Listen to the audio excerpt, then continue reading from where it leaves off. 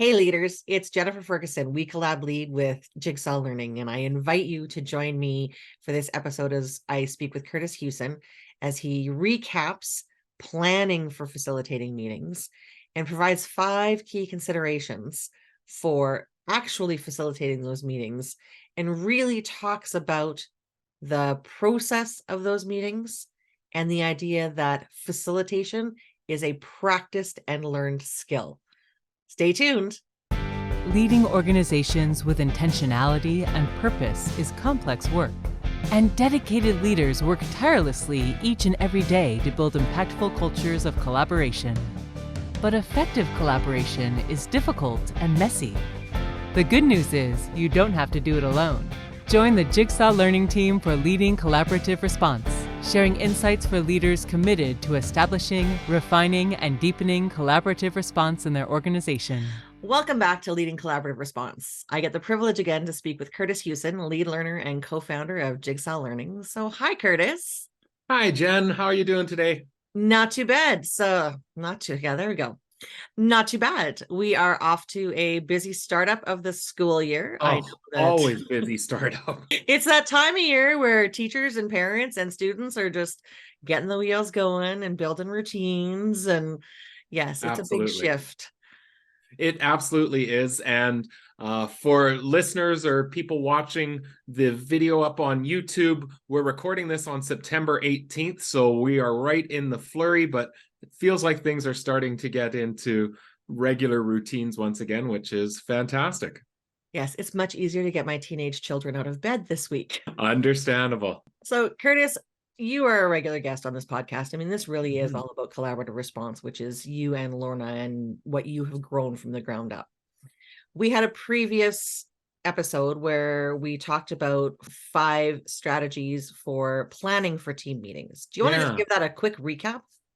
Yeah, you bet. So we had talked about 5 things to consider no matter what type of meeting that you're planning. And again, from that school perspective, but I would suggest a lot of the considerations can apply in any context for us. And they really revolve around clarity of purpose. Have you really made it crystal clear for everyone to know why we're coming together, especially if it's a team that's meeting on a regular basis or as part of a layering or structuring of different teams that are happening within the organization. Second is, do you have a very intentional agenda and note-taking document or process in place? Do you have norms established that you are referencing and utilizing to really refine that culture of collaboration? Do you have roles of who's going to do simple things like facilitation, record keeping, timekeeping, all of these things that can make the meeting that much more effective and productive? And then have you dedicated specific time to focus on celebrations? So those really are considerations when planning. And I really believe that where we're going today is talking about facilitating. But if you don't have a good plan in place, facilitation becomes much, much, much harder. And so much of the facilitation can be supported and augmented by having a really good plan in place, which for the teachers in us, that should not seem unusual at all. I know absolutely what it felt like to teach on the spot in a classroom where I had everything well planned and developed, or the days where I was winging it. I know which ones felt more easier to be able to really accomplish what I wanted to accomplish. Now, that was me. You've probably never gone into a classroom with the intention of winging it for that particular day. You know, I was really, and then I had kids. And you know what? Some nights you had to go in the next day and you had things thought out in your head, but it wasn't as good as when you had that super structured plan. And I always likened it to herding cats. Yeah. Because all of a sudden every idea was going off here, there, and everywhere. And it really was hard to bring everybody back to a focus. So absolutely, we are in agreement that having a plan, and I mean, I'm type A, so I mean, this is just my life in general. But when you have that plan, it's so much easier to have already thought out the next steps. It is. And when you think about team meetings, often the meetings that we're having are repeatable. We meet once a week, we meet once a month. If we can get it so that it's repeatable, predictable, and with clarity, it doesn't mean that the planning takes a ton of time. It's actually becomes repeatable. These are the rules, and we've become very used to them. These are the norms, and we don't have to recreate them each and every time. It just becomes so much easier when that plan is in place and we just keep cycling it. Well, because at that point it becomes a routine. Yeah, absolutely. This is how we operate. And so when you think about, again, as a teacher setting up a classroom, how do you want your classroom to run? What do kids do when they walk in the morning? How do they go? Yeah. Like, all of those things make things run easier when you front load them. So we are wholeheartedly in agreement here, Kurtis, about the planning. Well, So and I think it also comes down to, and we didn't talk about it in that podcast, and we won't today either, but even how you set up the physical space. Maybe that's something we'll talk about in a future podcast, is how you construct that physical space. In our podcast around building a culture of collaboration, we had brought on a guest earlier, Grayson James, who talked about the idea of the physical space really matters too. And again, let's go back to the comparing it to a classroom. We often called it the third teacher in that space, that the physical environment you have matters. And again, it's how have you planned to set up really strong and really sound collaboration within those meetings. We'll be right back to continue this episode. Team meeting space checklist that we've developed. The great thing about this checklist is it has links to a folder that includes pictures to be able to look at, a blog that goes much, much deeper, and a further podcast that talks about considerations not just for the physical setup, but other things when you're coming together to meet as a team. And now back to our conversation. So I think we've hammered home the message of planning ahead. So let's go into the assumption that, okay, we have planned as best we can. And I mean, we are still operating under ready, fire, aim. So yeah, of don't course. spend too much time planning before you start. Just go in with a plan. But now we're in a meeting, and it's somebody's job to essentially run the meeting, right? They're the facilitator. This is the person who's going to guide through the agenda. You have 5 considerations for those people. What would you suggest for those that are in that role? Well, before I hit on the 5, I think it's important to really see this as a bit of a shift from a more traditional way of thinking of chairing a meeting. If I'm chairing, all that I'm doing is just working through the agenda, right? And okay, well, we came to this section and it has on the agenda that Jen's going to speak to it. So you go ahead and speak to that, Jen. I would argue when we facilitate, we are taking on a much more active role, and one that involves some really strategic ways of being, so that we're not manipulating people within the room at all, but we're being very intentional on facilitating and bringing in everyone's voice, building that vulnerability within the room, and ensuring that we are maximizing the time that we have together. So chairing a meetings are not enough. I would suggest facilitating is important. And when doing so, the 5 considerations I would have is, first, focus on facilitation if that's your job for the meeting. That's a big one. Next is, if that's your job, that means other people have other jobs. So how do you utilize those roles effectively as the facilitator so that you're not trying to do it all by yourself? And again, there's a link to the planning component. Third is ensuring equality of voice, and that we are getting everybody's voice and active participation involved. The use of paraphrasing becomes really critical. And then that 5th is being able to not only listen for, but assign actions, so that we're walking away with our next steps, that we know really clearly from this conversation what's happening, rather than we just talked and does anyone really know where we're going next? So those considerations in my world really highlight the fact that, it's an art facilitation. It's not really a science, right? So I think we need to break those down, because I know that your experience as a facilitator, and even my own, that it's not just as easy as, okay, focus on facilitation. Yeah. What does that actually mean? Yeah. So when I say focus on facilitation, it comes from a place of past mistakes where I did not do that as a leader. I did not recognize or value the idea of establishing roles and really ensuring that everyone was taking a part of shared responsibility for this conversation, this discussion moving forward effectively. So I made the mistake of thinking that I could run the meeting. I'll take the notes so everyone else can just focus. I'll keep track of time. If somebody's not or going off on a tangent, I'll jump in and bring them back. Everyone else just focus on the discussion. I'll do the heavy lifting. And it was foolhardy. I recognize now that there were a couple of things. One was the success or often failure of the conversations was left directly onto one person. It wasn't building up confidence or competence for anyone else in the room. But even more importantly, I didn't do any of those jobs well. I would get lost trying to facilitate the conversation because I was trying to capture what was the last thing said in the notes. I'd missed parts of the notes because I was focusing in on what people were saying. And then all of a sudden go, oh my goodness, I haven't looked at the time in 20 minutes. Oh, we need to get moving on to something else. It was really, really foolhardy and went through some hard knocks to understand, let's make jobs.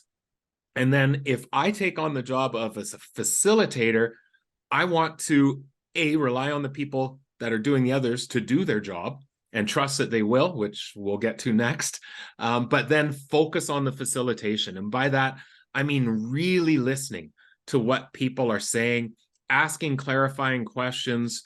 And we often hear the idea of, you're not really listening if you're just formulating in your head what you're going to say as soon as this next person stops talking. For not to have that capacity to be, or to have that thought in our head that we're truly listening, and it'll come up with some of the other things that we want to do as a facilitator, asking questions for clarity and really taking the time to focus in. And sometimes it's even that physical focusing of, have I got eye contact with the person who is speaking rather than they're speaking, but I'm just checking my phone because it buzzed, or I'm noticing something over here. So I'm listening, but I'm doing something here. No, I'm there. I'm physically turned towards you. Oftentimes I find as a facilitator, even just the leaning in can send the verbal recognition that I'm with you. I'm listening to your part of the conversation right now. That's what I mean when I say focus on facilitation.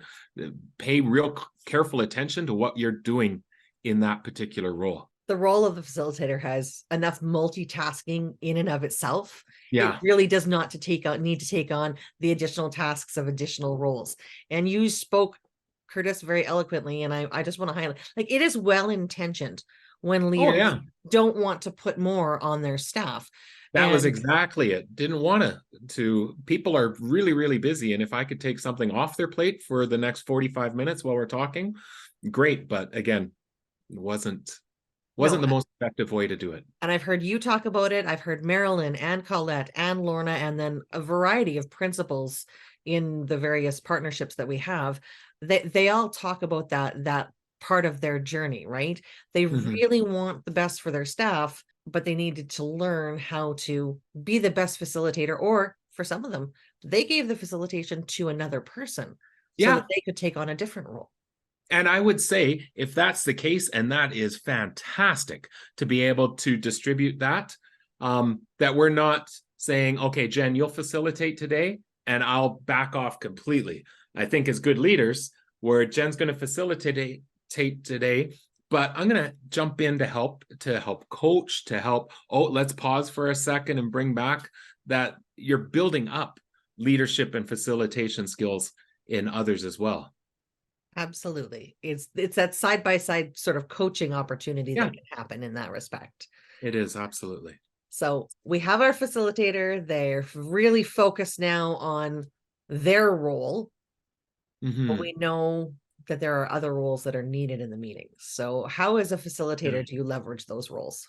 Well, oftentimes as a facilitator, I'll have a notepad in front of me all the time, just to jot notes. And one of the things I'll often do is just put a reminder on it to reminder timekeeper, so that I remember to say, hey, for this part of the conversation, can we set 10 minutes, or we're going to talk for 2 minutes on this, so that we're bringing in that timekeeper role. And I forget quite often to do that. I find if I take the notes, it helps to be able to give instructions for the person who's recording notes. For instance, to say, Jen, can you hold off putting anything in the notes yet until we get clarity?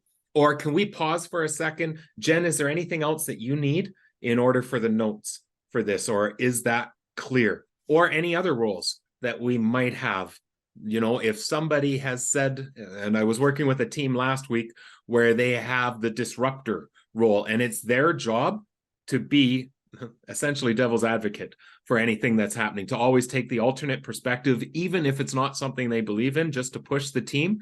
And as a facilitator, trying to invite that person in to say, okay, I think this is a really good point for Kelly to jump in as our disruptors, or anything that you would add for this.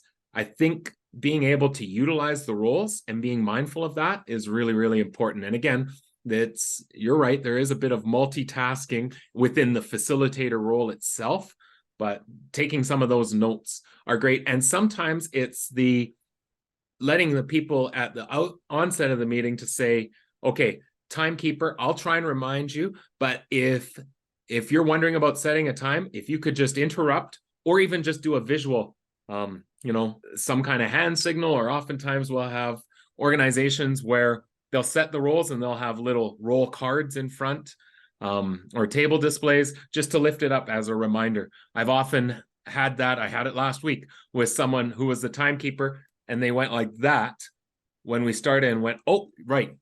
Thanks for reminding me. Could we set a 10-minute for this particular time? Again, utilizing those roles becomes really important. And I think it's the facilitator's job to help invite in or just remind people. And over time, then it just becomes natural. I've been the timekeeper several times. I know the facilitator forgets to ask me to set times. I'll jump in. Again, it's that building of routine, and yeah, we're all human. I mean, there are days 100%. when, even when you and I do this to have these conversations, there are days I know I'm like on, and it's great. And then there's days where, oh yeah, I wanted to do this, or I wanted to ask it that way. Or so to know that you can count on those people around you.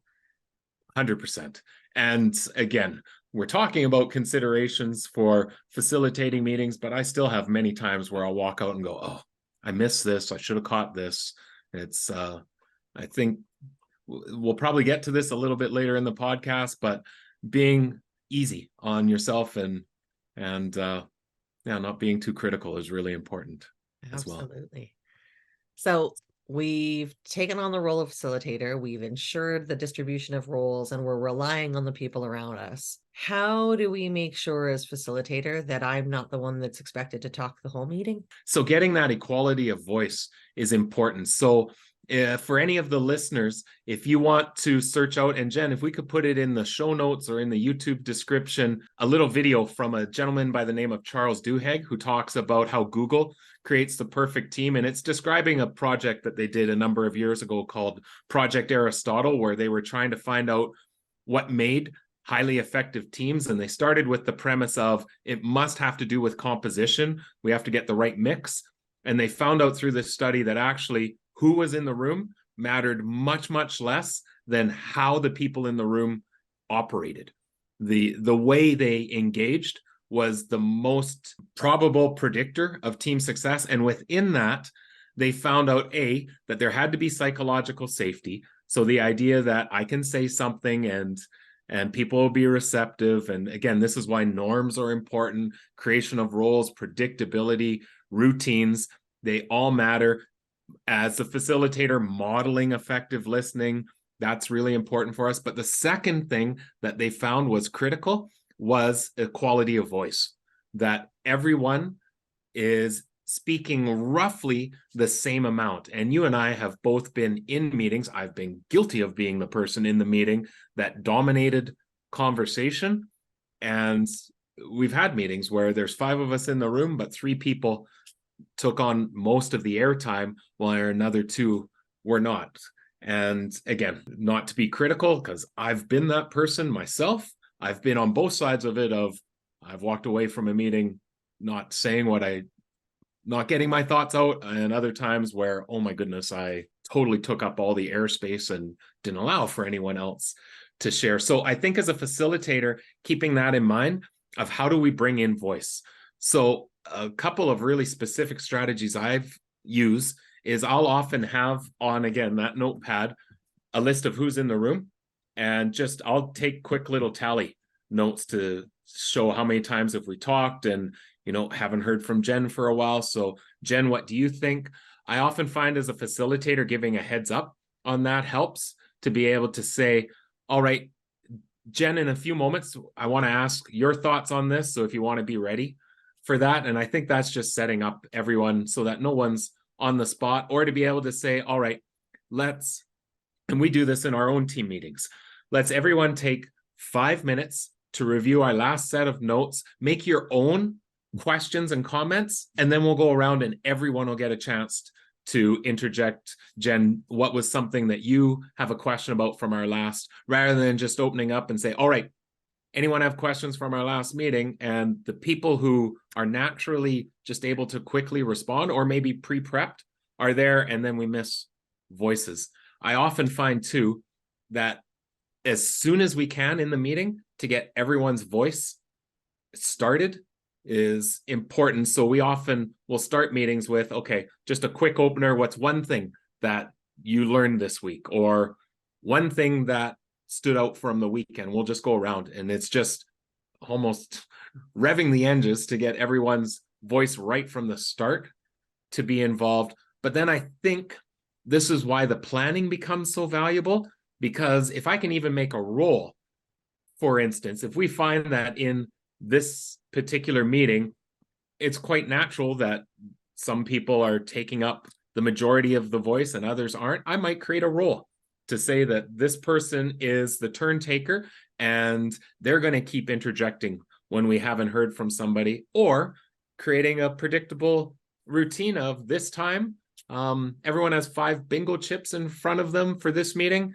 And every time that you make a suggestion, throw a chip in the middle. Once you get to 5, it doesn't mean you're done talking. It means that it's now your job to ask other people what they think so they can use up their chips as well. So just simple little strategies that, again, over time, create the opportunity and the expectation that we want to hear from everybody in equal amounts of time, recognizing there's always going to be times in teams where Jen's going to take the majority of the floor because she's the person best positioned to speak to that.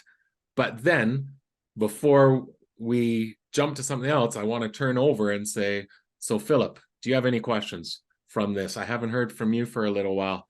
Glenda, what's something that's resonating for you?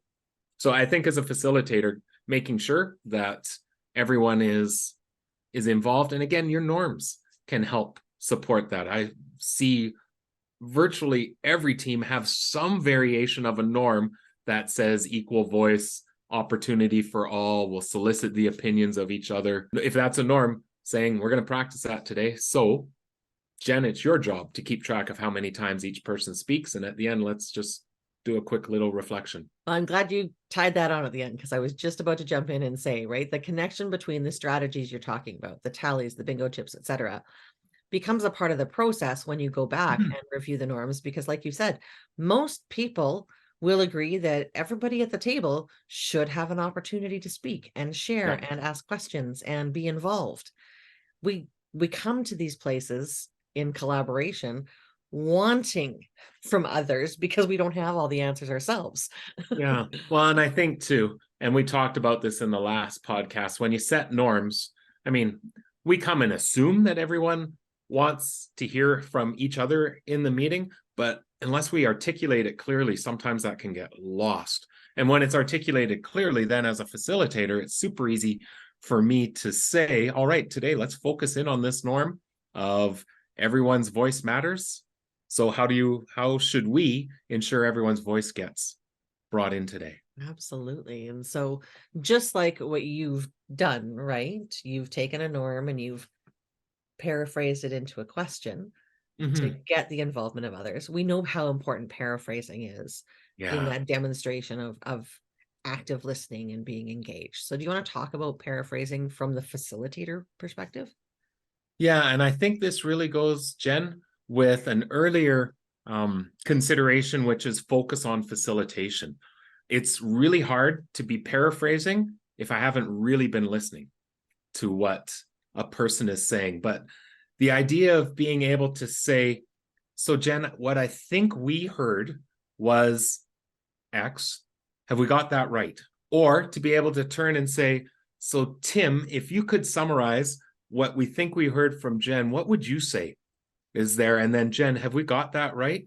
And what that's doing is, again, modeling for everyone else how we are listening and paying attention. And in time, it's not just the facilitator asking that, it's others. And you and I have a team member who's become very good at saying, so I'd really like to hear what this person thinks of what it is that we've said, and try and help paraphrase back.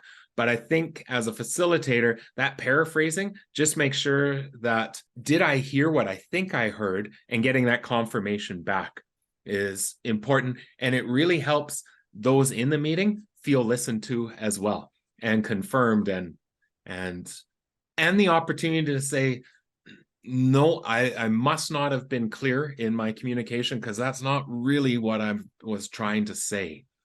Again, it just helps build clarity amongst the entire team. And I think as a facilitator, it becomes part of our role to not only model that, but practice it regularly within the meeting. So on the topic of practice, Kurtis, I know that we have a blog post that talks about questions and discussion resources. Yeah. And I will make sure that I link that in the show notes. But you have a whole host of questions facilitators could be asking to invite more to understand, so that people can paraphrase themselves. You have question cards so that other people can put down, again, I think I'm hearing this, or what if, or I find it interesting, or that sounds like. Yeah. We'll be right back to continue this episode. In the spring, we often find ourselves stretched between two worlds, with one foot in the year wrapping up and the other foot in the year to come. This messy middle presents many challenges, but also provides opportunities to learn from the past and plan for the future. Join us for the online workshop, Planning for Fall Startup, Re-engaging Collaborative Response, part of our Supporting Collaborative Response series. In this on-demand workshop, I will share 5 ways to reflect on learnings from the current school year and 5 considerations for planning for the new year. I'll also be sharing numerous resources, templates, and samples that will support you in your learning. Access this on-demand workshop and you'll have the ability to view, replay any or all of the workshop when it best fits your time. Register today to learn more about how the Fall Startup can be an excellent opportunity to re-energize your school's collaborative response efforts. And now back to our conversation. And so I think the use of something as simple as question cards, again, helps build a deeper culture of collaboration, where instead of the facilitator being the one to say it, now all of you have question cards around. The expectation today is that everyone uses 2 of those. And like you said, simple prompts like, I think what you're saying is ... And now when I'm saying it, where before it might be really, I might feel a little bit hesitant to say that to a colleague because they might take it the wrong way, or, it sometimes those asking questions of each other can be really tricky spots to get into if you're not comfortable, if you don't have that sense of trust and vulnerability in the team. Well, the strategies like those question cards normalize it. It's, well, I have to ask because that was the expectation today of asking at least 2. And then in time, we don't need question cards because this is just how we operate. Building capacity through the process. Yeah, absolutely. And process matters so much. And so on the topic of process, I know that when we speak specifically to the collaborative team meeting, but the vast majority of meetings when we talk about collaborative response, that process really is about action to support students, actions to support each other. So as the facilitator, how do you listen for opportunities to capitalize on potential actions? Absolutely. So again, it comes back to are you focused on facilitation and that active listening, but being able to, wherever there is the indication or opportunity to assign action, we do. So that again, when we're together, we are highly, highly action focused. And again, it's with the understanding that the actions we put in place may or may not work.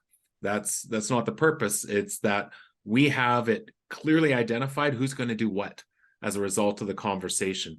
So it may be as simple as when we start celebrations and you share, I utilized this checklist 2 weeks ago and it seemed to be really effective for me to be able to say, Jen, could we add into the notes document, Frank, in the recording of the notes, would it be all right if we asked for you to share out a copy of what that checklist looks like?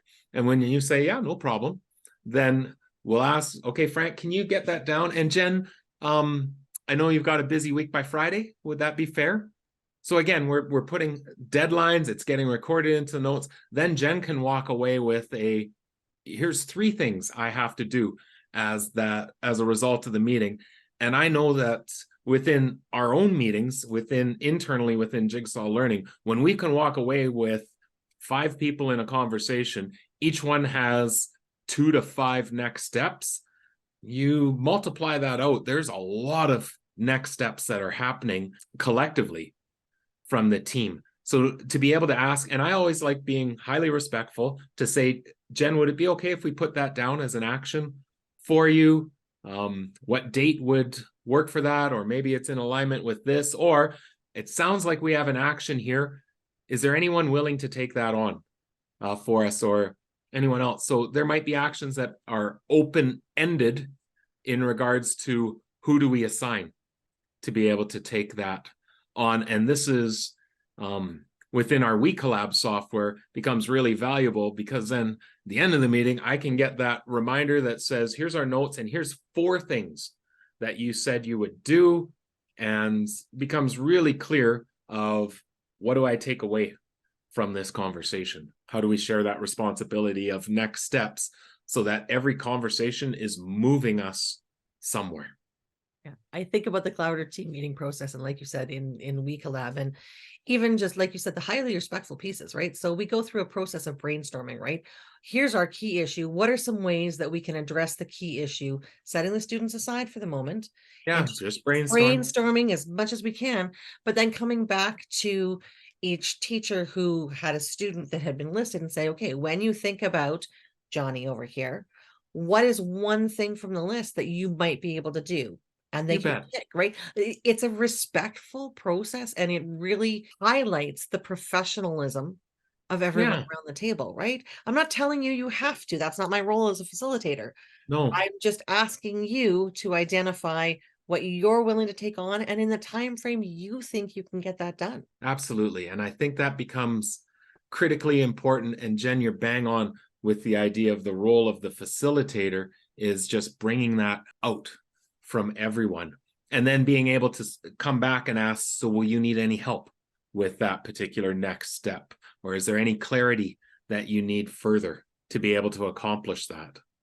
So to me, as a facilitator, being able to listen for those opportunities of what are the next steps we can be taking and the actions that we can be deploying as a result of the conversation. We all have been in meetings where half hour later you walk away and go, I don't know where we landed. I'm not sure where we're going next and who's doing what to help us get there. Absolutely. And so the nice thing about recording those actions, I mean, I'm the kind of person that likes to see for myself, here's the things I accomplished. So I mean, there's that personal point of pride. But when you have your collaborative team meetings, whether it's about students or whether we're in that collaborative planning time and we're assigning actions from there, you're gathering evidence of the work that you're doing as well. So if someone ever came to you and said, what have you been doing about this issue with this student? You can say, well, actually, here's the list of things that we've done. Yeah, absolutely.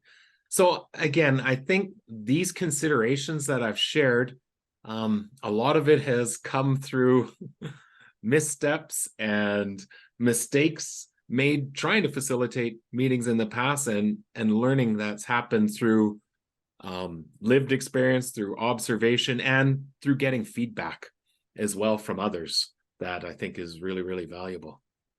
So I know, Kurtis, that we do have a feedback process with Jigsaw Learning that I would Mhm. like to invite people to consider, because having been someone who has received the feedback in this scenario, as well as even just going back to those times from a coaching perspective where I was requesting feedback and having my own lessons videotaped and taking an actual look at things, Mhm. that process is highly valuable because it's objective. It's not evaluative. It really is about, here's what I am. How might I get better? So do you want to talk a little bit about Yeah. how that happens through Jigsaw Learning? Yeah, so I'd encourage anyone who's listening to reach out if you have any interest or questions around that particular support or service, because we do have teams that either record team meetings, send them in, and we provide feedback written and then follow up with a debrief conversation that is very much about, let's celebrate the great things that we saw and what are some potential considerations to help continued refinement and continuous improvement. We've also then come and sat as observers in primarily what we refer to as the collaborative team meeting, but in any type of meeting to be able to give feedback to help support overall growth. We also come in and engage in workshops with facilitators where the organization is so large, a single leader can't possibly be involved in everyone. And in time, we want to build out the capacity for others to facilitate team conversations. So we also engage in workshops to be able to help build out that skill set for others as well. We also have been developing a free webinar that breaks down some of the things I shared today, some of the things from our previous podcasts on planning.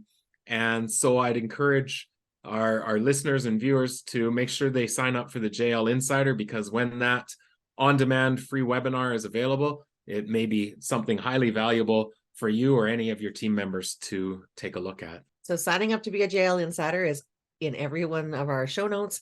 And I will make sure that in this one, we also include the link to the team meeting feedback process, if that's something of interest to you, so that you can just click and then reach out.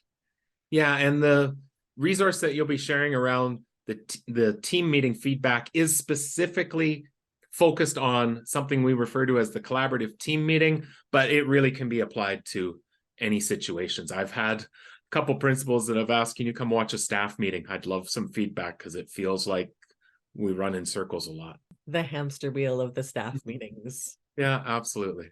So Kurtis, before I let you go, I have one really important question. We know that facilitation is an art.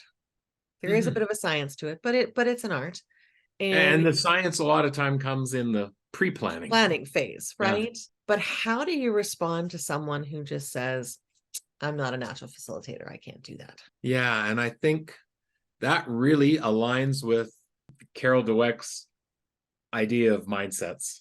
And as I take it from a growth mindset perspective of, you're not a natural facilitator yet. I think that's really important. This is not a inherited skill set, but a learned one. And I would just encourage people to practice. And over time, things will become more natural. I am much, much, much better now than I was a decade ago at remembering to ask questions, remembering to paraphrase, to be able to listen, direct people around the room. It really comes from practice, to be able to do over and over again, and being really intentional in the planning and what it is that you're trying to accomplish. So again, I come back often, and I'll hear this lots of, someone will watch a team meeting clip or something and, oh, you make it look so easy. I don't think I could do that with my own team. And my response always is, the looking easy is many, many, many years behind it to get to that place. It didn't look like that 20 years ago at all. And so I think that would be the biggest thing that I could say to people is facilitating is, like you said, that art with a science of planning behind it, but it comes and it builds over time, and focus on building that skill set. It's like any other skill that gets better and better with practice over time. So I'm not going to throw you under the bus, Kurtis, but I've known you for a really long time, and I've had the opportunity to see you facilitate meetings for well over a decade now. And I'm a witness to the growth. Yeah, that's And because you were the poor people who had to sit in one of those 10 years ago and go, oh my goodness, where are we going? What are we doing here? but that growth comes from your willingness to listen to feedback and your willingness to reflect on, okay, well, this is what I did and how might I do it better? So I always talk to students, right? And the conversation I always had with them, how did you get good at hockey? Well, I go to practice. How did you get good at playing piano? Well, I practiced. How are you going to get good at facilitating? You're going to have to practice.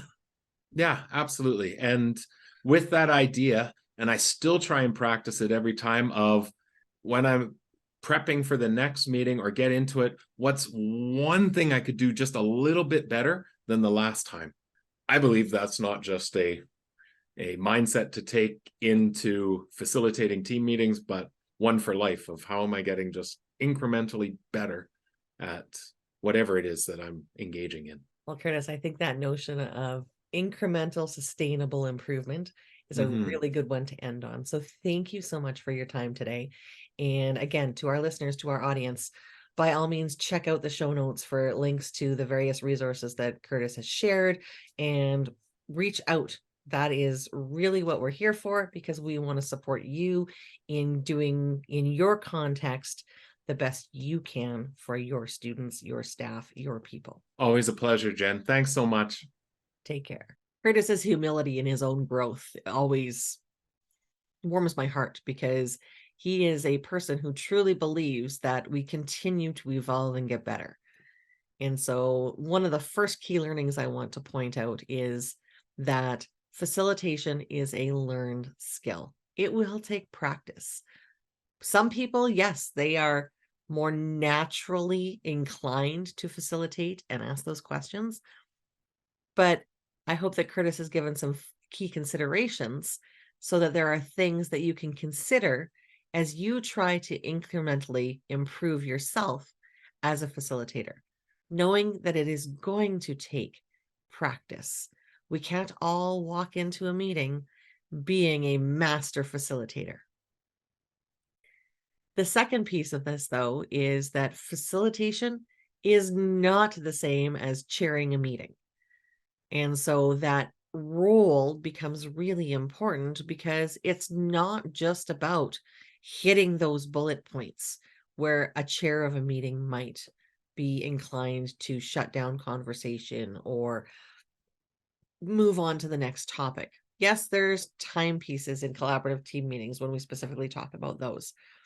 But really, that facilitator is inviting conversation, engaging other people in it, and making sure, again, he talked about equality of voice is happening, and implementing strategies so that people are feeling confident when they do ask those paraphrasing questions, because that is a task that's been asked of them, instead of them feeling like they are potentially exposing themselves to their colleagues by asking for that clarification or asking for some support. The third key learning that I want to talk about really is that notion of the intertwined art and science of facilitation. The art is in the actual practice and how it happens. And just like teaching, every facilitator has a charisma about them as they guide people through the meeting and ask those questions and smile at the right time and pull out and lean in. And it really is a personal approach because it's inherent. But the science part of it really is about that planning to facilitate, so that the meeting does have a path that can be followed, and that we are building out those routines the order of the meeting, the structure, the different roles that we have assigned in those meetings, so that they become more effective and more efficient. Because again, the more that we practice things, the more we're able to internalize them. So when we sort of front load the idea of a meeting with a structured agenda that has been well planned for, the routines are easier to slide into and become just a part of how we operate.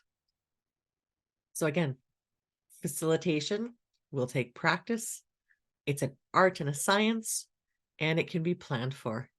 Thanks again to Kurtis for highlighting some of the other considerations that can be thought about as we continue to gravitate towards our growth mindset and improving what we do for the staff and students that we serve.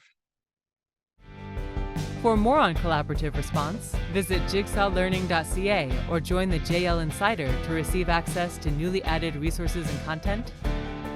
Make sure to follow us on social media. Subscribe to the podcast and the Jigsaw Learning YouTube channel to access past and upcoming episodes.